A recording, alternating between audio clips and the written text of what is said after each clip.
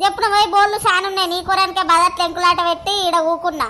బోళ్ళు చానున్నాయి తోముపో చెప్పున.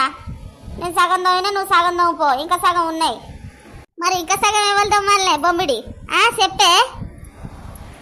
నీకు తెలియదా సుప్రీంకోర్టు భార్యాభర్తలు సగం పని చేసుకోవాలని తీర్మానం చేసింది కదా. అందుకే సగం బోళ్ళు నువ్వు తోము, సగం బోళ్ళు నేను తోముతా. మొన్ననే మళ్ళీ ఒకటి తీర్మానం చేసింది సుప్రీంకోర్టు. అత్త కూడా పనులల్లా పాలు పంచుకోవాలి, కోడలే చేయొద్దని చెప్పిండ్రు. అందుకే ఇక మీ అమ్మ సగం తోముతుంది. ఓ చెక్కముక్క పడు. ఇప్పుడు నేనేమన్నా అన్న బాధట్లో కూకొని ఎడవబడుతుంది. ఏమన్నా నన్ను ఎవరైనా చూస్తే అక్కడ చూసిన మా పని పెండ్లం చెంకిని మన ఇంబడి పడుతుంది అని అంటారు. ఎందుకు ఎడతాను రా?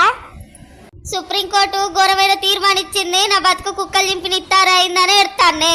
నేనేం చేద్దు, గీతద్వాడం అయింది, కుక్కలు చింపింది, బజార్ పాలు అయింది, ఏం చేద్దు, బజార్లో పడ్డానని ఎడతాను.